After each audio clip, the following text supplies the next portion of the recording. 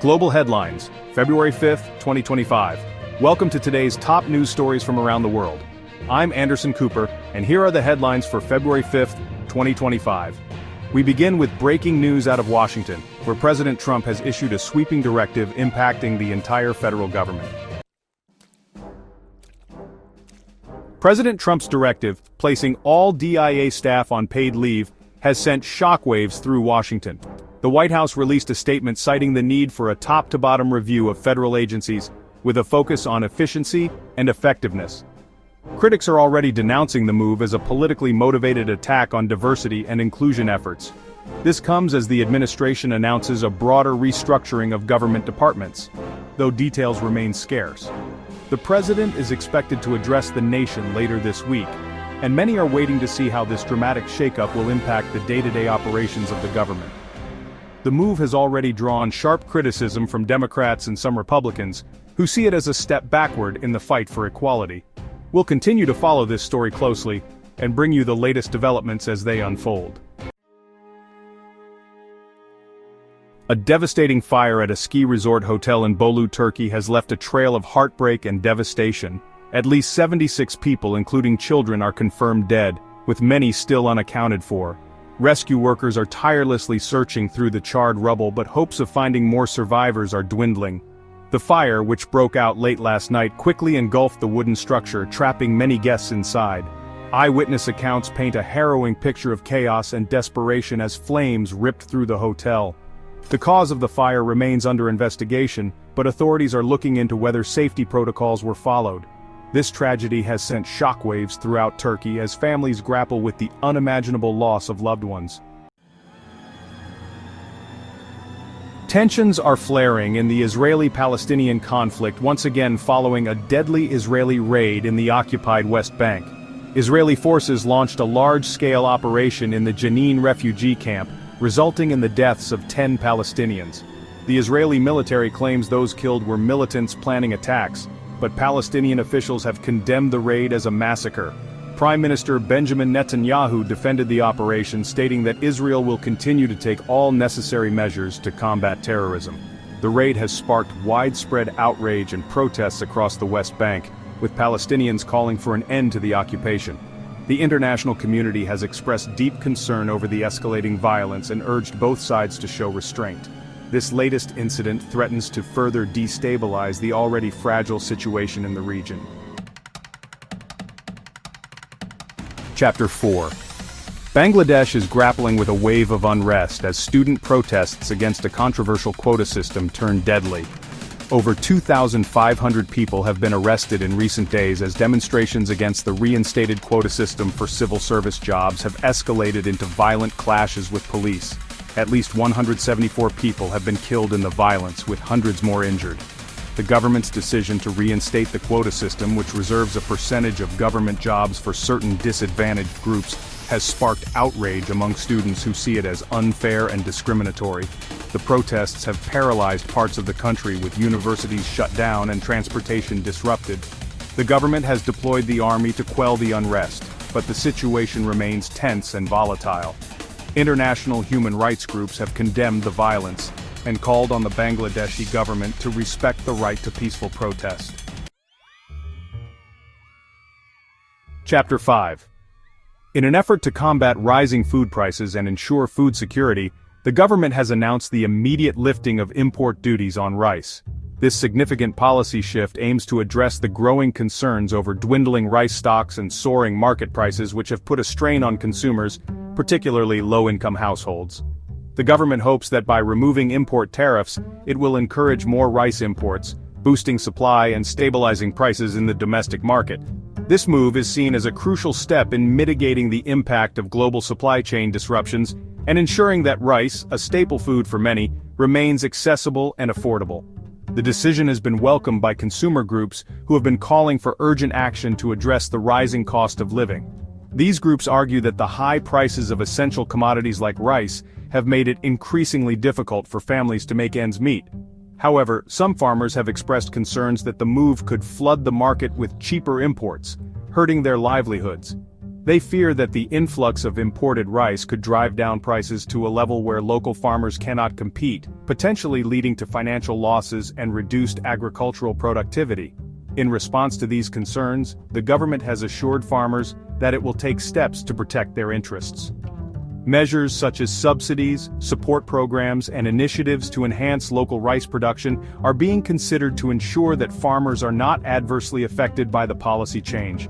The government is also working on strategies to improve the efficiency of the rice supply chain, from importation to distribution, to ensure that the benefits of the policy are felt across the board.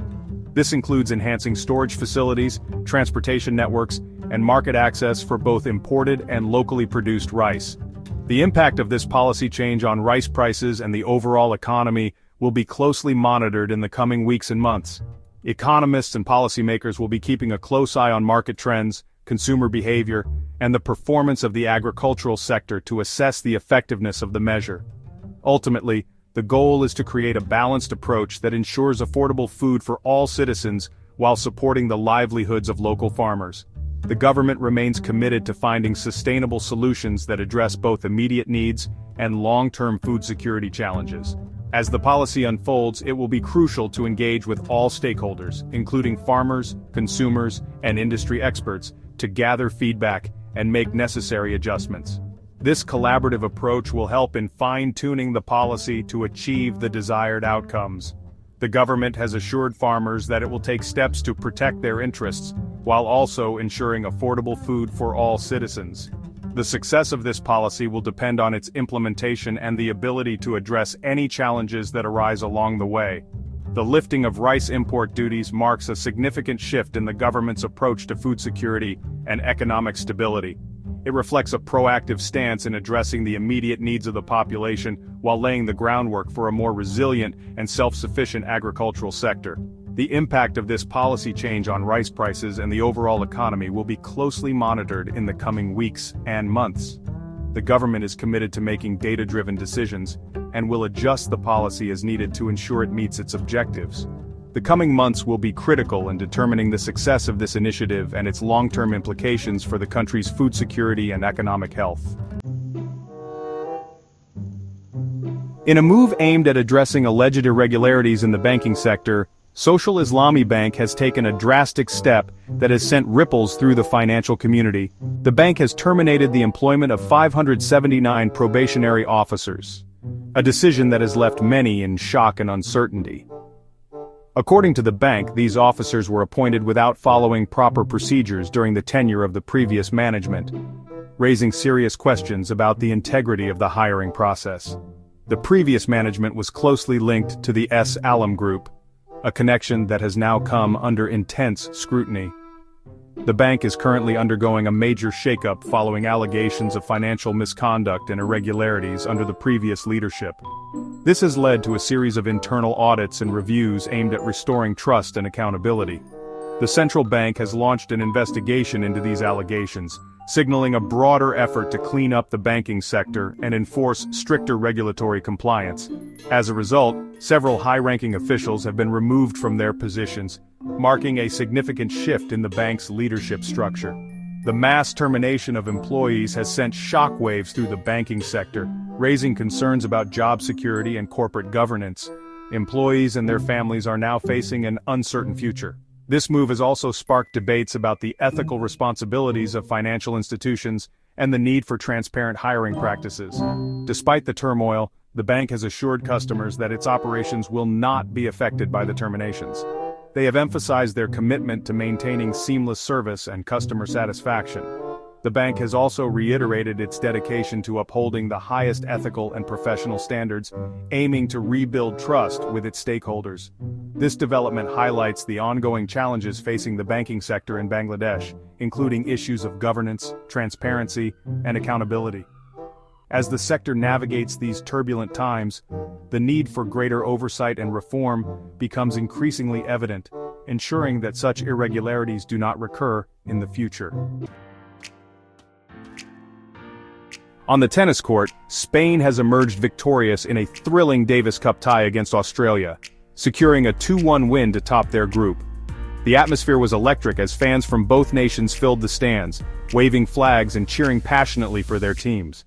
The tie came down to the wire, with Pablo Carreño Busta delivering a gutsy performance to clinch the deciding rubber. His determination and skill were on full display as he fought for every point, showcasing the resilience that has made him a standout player. Carreño Busta battled back from a set-down to defeat his Australian opponent in a tense three-set match, sending the Spanish team and fans into jubilation. The crowd erupted in cheers as he secured the final point, a moment that will be remembered by Spanish tennis fans for years to come. Earlier, Spain had taken the lead after winning the opening doubles match, but Australia leveled the tie with a singles victory. The doubles match was a display of teamwork and strategy, with both pairs giving their all in a closely contested battle. The win keeps Spain's hopes of Davis Cup glory alive as they progress to the next stage of the competition. The Spanish team celebrated their hard-fought victory with a team huddle, their eyes set on the ultimate prize. For Australia, it's a disappointing defeat, but they can hold their heads high after a spirited performance. The Australian players showed great sportsmanship, congratulating their opponents and acknowledging the support of their fans. The Davis Cup continues to deliver exciting tennis and captivating storylines, and fans around the world are eagerly anticipating the next round of matches. With each tie bringing its own drama and heroics, the competition remains one of the most thrilling events in the tennis calendar. As we've seen tonight, from the halls of power in Washington to the streets of Dhaka, the world continues to grapple with complex challenges. The search for answers in the wake of tragedy, the fight for justice and equality, the delicate balance of power, these are stories that will continue to unfold in the days and weeks to come. Our commitment here remains unwavering, to bring you the news, to cut through the noise, and to provide context and clarity in an increasingly uncertain world. That's all for today's top news stories. Stay informed and stay safe. For the latest updates, be sure to follow reputable news outlets. I'm Anderson Cooper, signing off.